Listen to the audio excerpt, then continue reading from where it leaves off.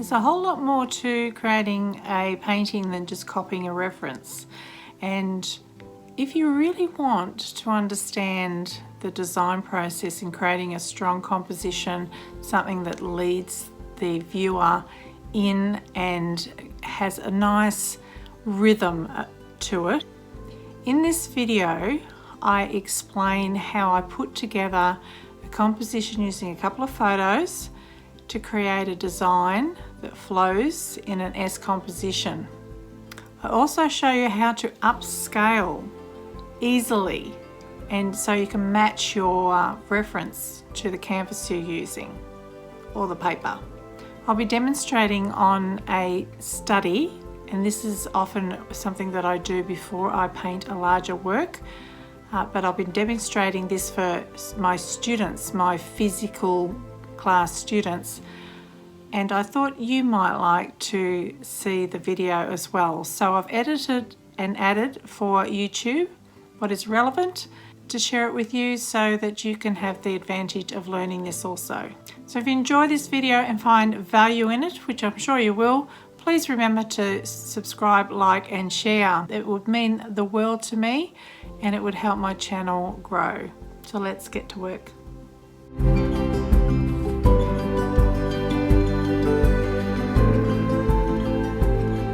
Welcome to class today. I'm going to go over a few things today. I was thinking about the most valuable thing to deliver right now at this time in the stage of your learning. And so I'm going to go back over drawing again so that I can show you more clearly how to simplify your drawing. Also, I'm going to show you how to scale up or scale down the orientation of your canvases easily, because sometimes when you're trying to do a certain shape and transfer it across onto a canvas, or you're trying to make your reference fit that orientation, rather than do it by eye, you can be a bit more accurate if you've got them both the same orientation. I'm going to show you how to do that on what I'm working on today.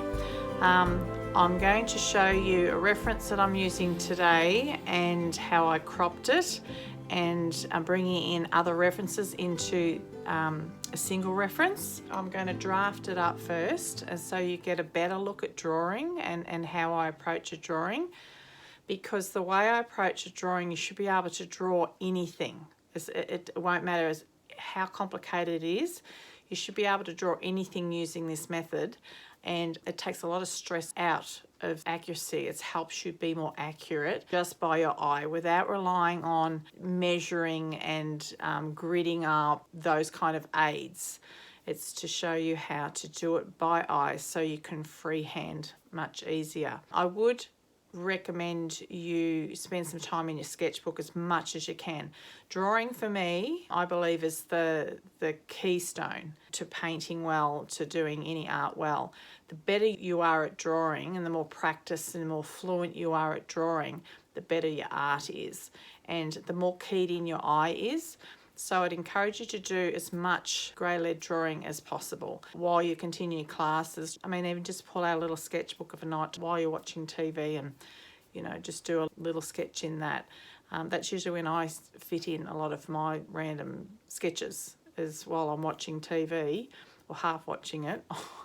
I'm doing little sketches of just incidental things. It doesn't have to be anything specific. You can pull out a banana or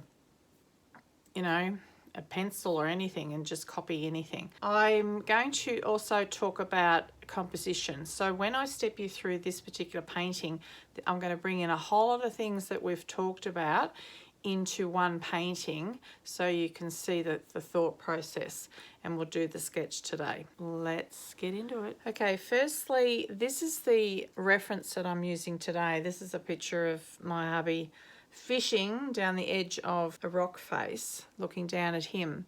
And I'm going to combine two photos. The orientation of this is going to be slightly different.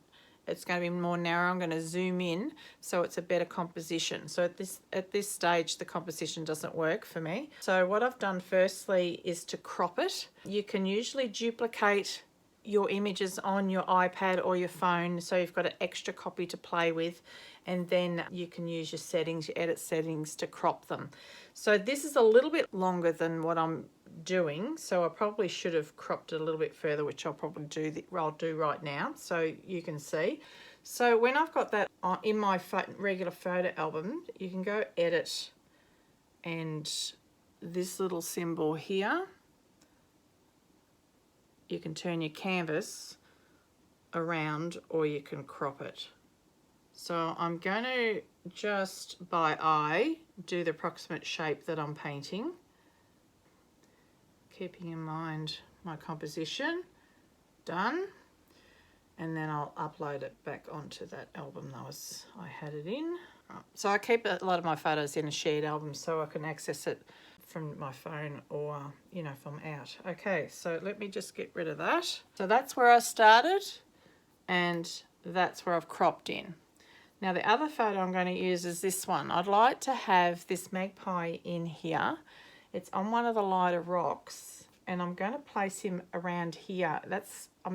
That shape is very similar to here, and I'm going to have Tony looking up at the magpie and the magpie looking down at it. So it creates this bouncing in, you know, this interaction and narrative in here.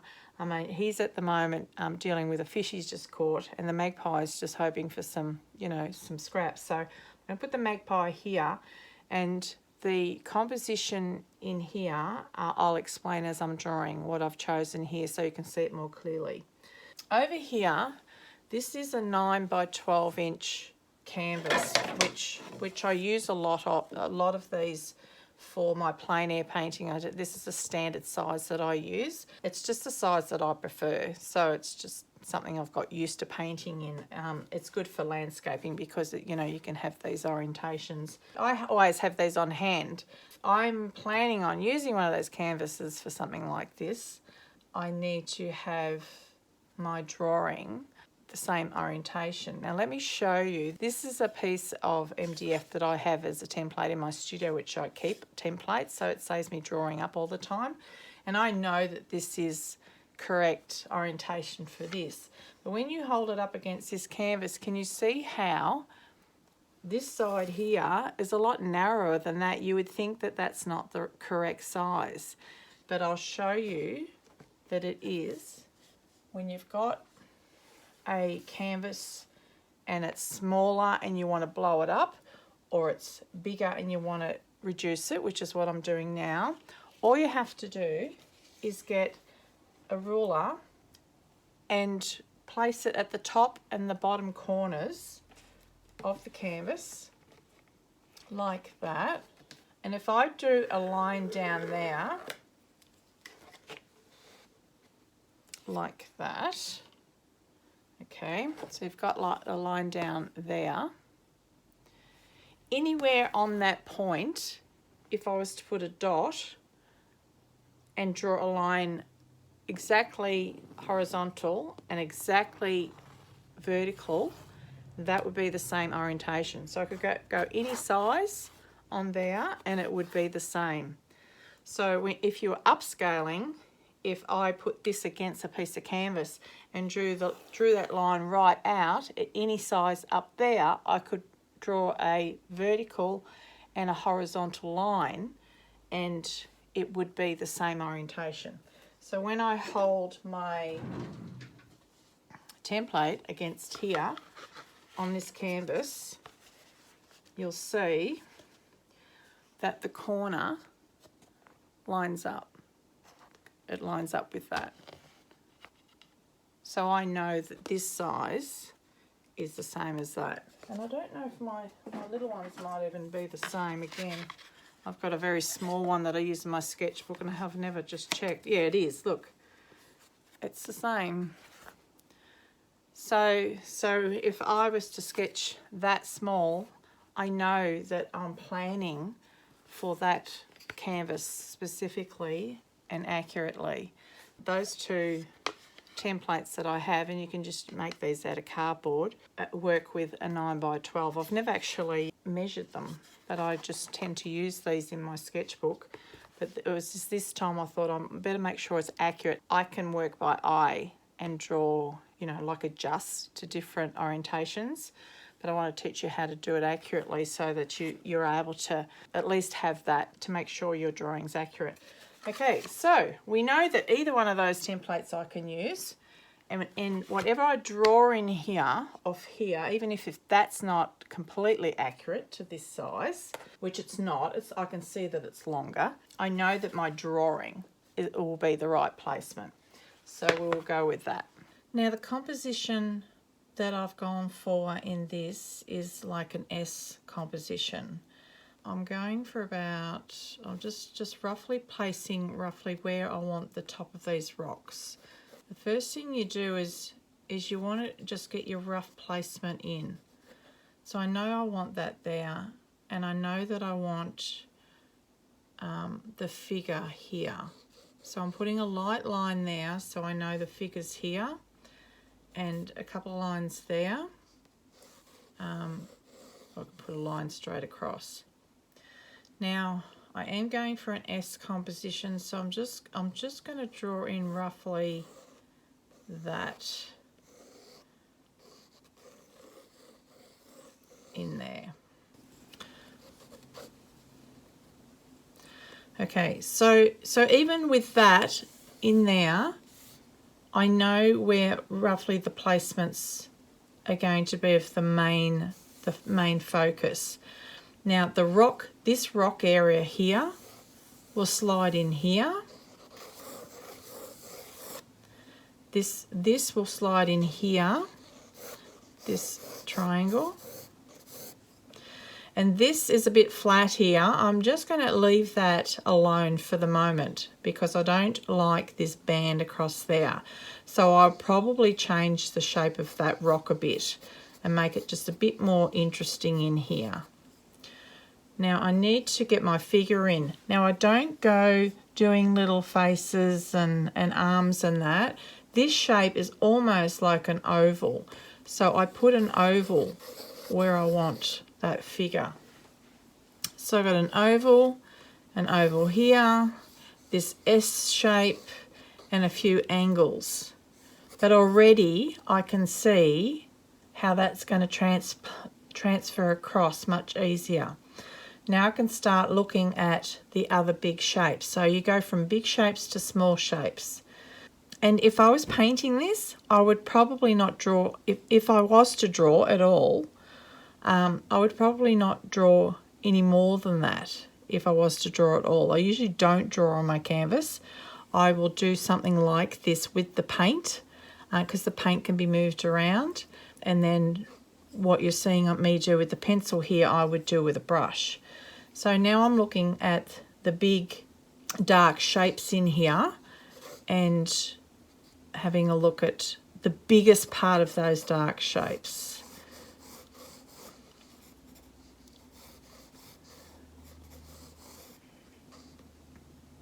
So that's the bottom of that rock. I need that angle at the top of the rock to find this. I'm looking roughly how far away from the edge that is. Got another circle there. Just above it, there's a thinner line. That's going on that angle towards the figure. It's probably a bit closer towards the figure.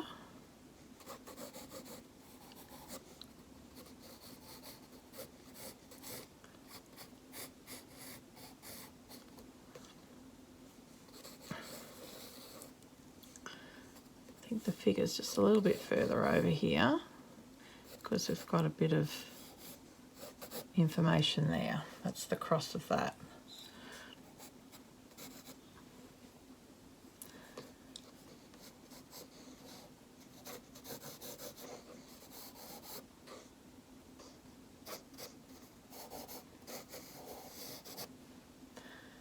Okay. Now I've got this much information, I need to find out where I'm going to put my, I'll put that little shape in there, put my bird. So we'll go back to the bird, and this is obviously a lot bigger than that figure. I have to make it proportional. how big the bird would be. So at the moment, I'm just having a guess. I'm going to use that shape here to place him there.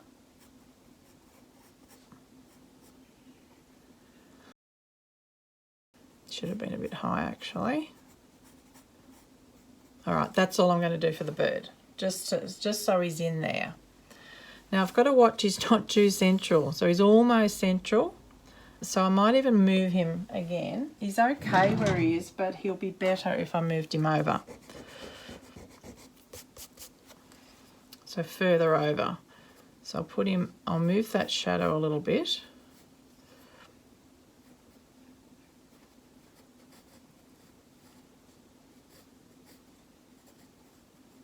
And place the bird there. That's better.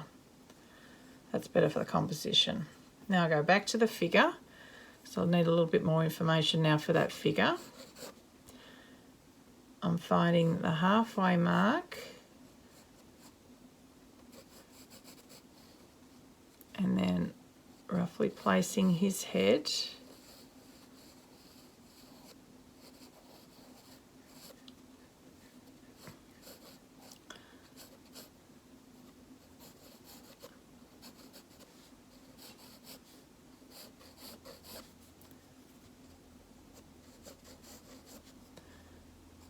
Now I'm seeing the bag and his gloves all as one shape because it's all dark.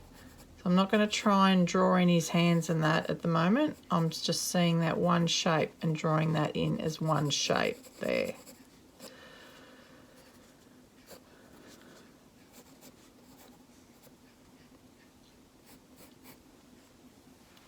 Okay. Now when I squint down, when I've got my eyes open, I can see his glasses, I can see his face. But when I squint down, pretty much all of this area is dark. And part of that.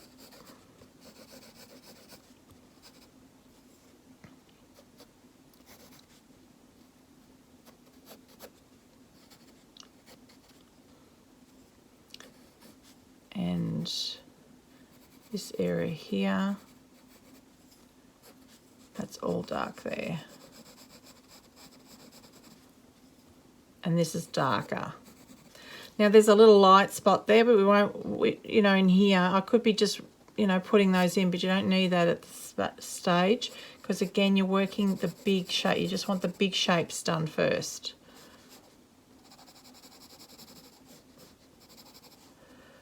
So I'm just going to now shade in all those big shapes.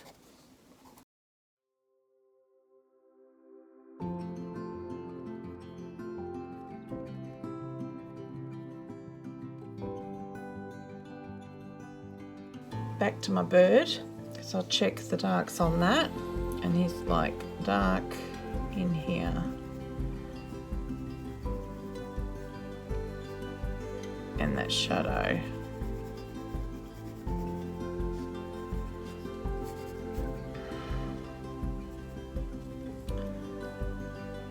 Okay, back to this.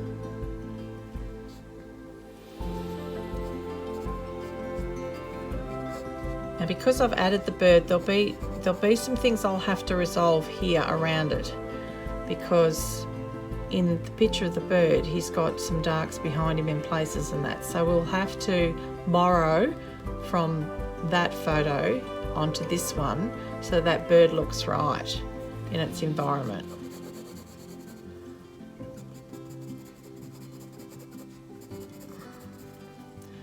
Okay, so that's that. And you notice I haven't bothered with any of this foliage here. I'm completely ignoring that. At the moment, we're just going for those big shapes. They're the most important things.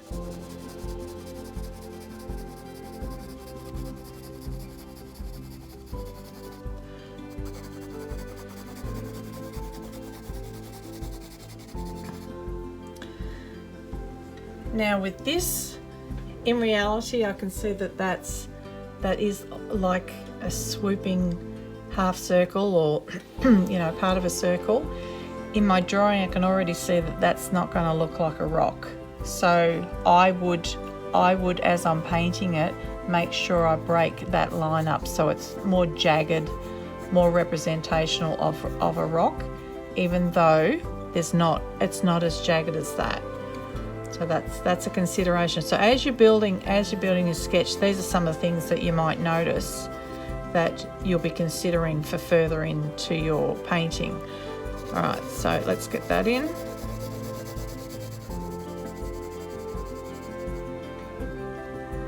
And there's a bit here too.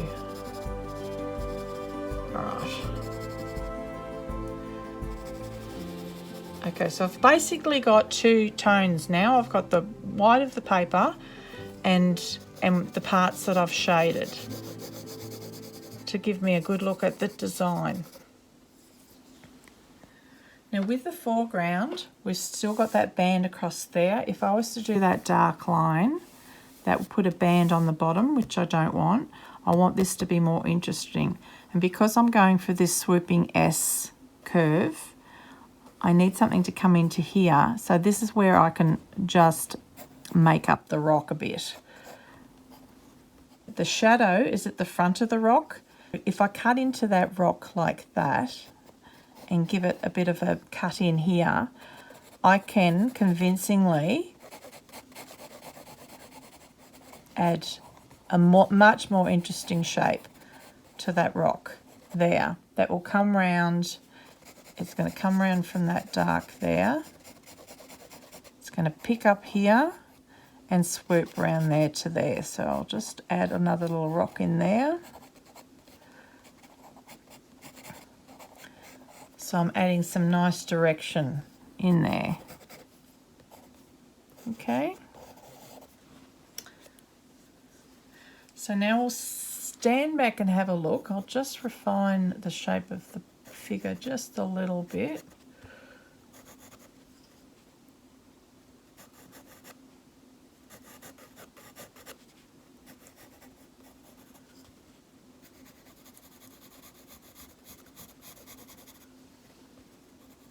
We can have our glasses now.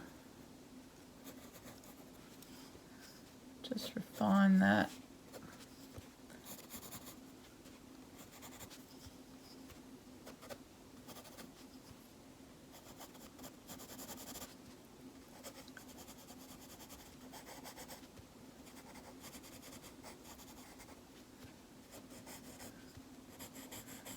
Now, if you notice, I haven't bothered with the background C. I've left that undefined tonally at this stage. It is a background, and I'm not overly worried about that. And I want that figure to stand out, so I'll probably make that background a lot lighter than what it actually is.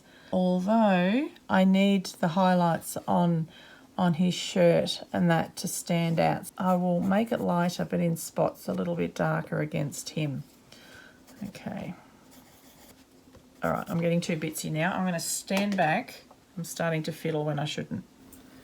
Okay, so here's the figure. That's as much as I've done of him.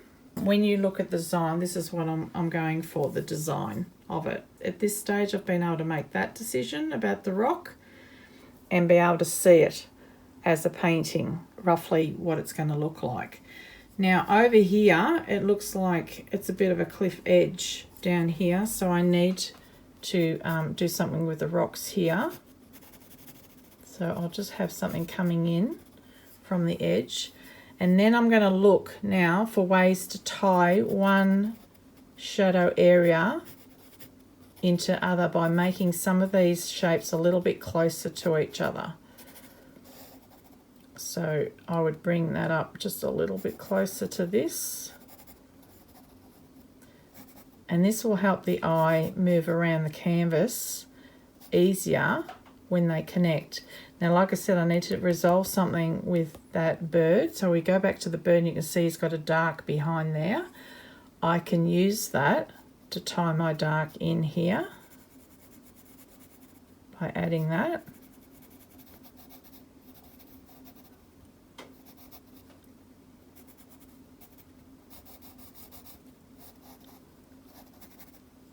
and use this bit here. So you have to kind of remember the pieces you've taken when you go to paint it. And we've got, let's go back to this. Now you can't see, in this photo you can't see anything in there. So I'm going to use a little bit of information in here to have some more interest in that rock. Even though it's in shadow, I can still borrow information off here to make those shadows more interesting. Bring it into here.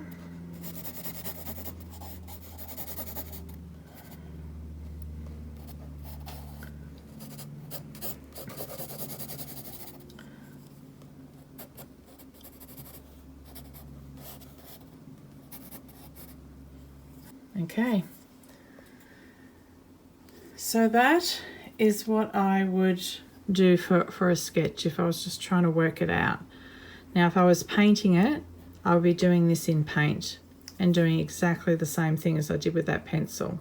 This lesson is to take more than one photo and combine elements from one photo into the other by drawing it up like I showed you and trying to stick to those main shapes. So we want basically just two tones like I did. You can have some variations in the detail like I added for the rocks. You can add lip like I did if it's going to help your composition and help your painting. Just don't do too many steps ahead, like don't change too much that you will forget. So, and make some notes if you need to. You know, if you've changed anything, just make mental notes. Like with mine, I would have said grabbed information from around the magpie, so the magpie stands out, just things like that, just in your own shorthands, whatever makes sense to you. So don't be afraid of putting, you know, notes all over your sketchbook if it helps, because what we think we'll remember a week from now or a few days from now, believe me, it's not that easy to remember all these things that you're taking in at the moment, so you can easily forget. So pick something that you feel that you're capable of doing, but don't be afraid of the drawing. If we all need to practice our drawing, but unless we do it, we don't learn that we can do it. And it is just a matter of adjusting your lines and adjusting your shapes until they're correct. And you don't have to be, you know, like you saw on mine, it didn't need to be the exact figure. It was just still blocks of shape, but in the end it gives me a suggestion of that figure.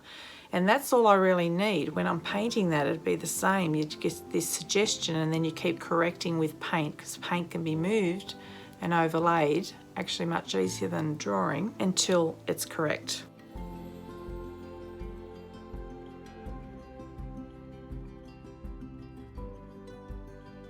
So from here, I went on to do a gouache study, as you can see in this still image. So the gouache study was also a demonstration in colour, but you can see by looking at this how the drawing helped work out the preliminary work, and it makes it easier when you move into the painting to know where you're moving, the direction you're moving towards.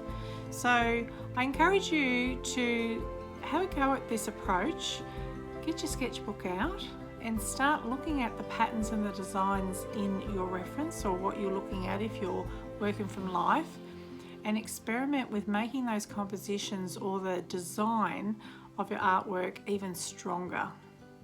Thanks for watching, and I hope to see you next time.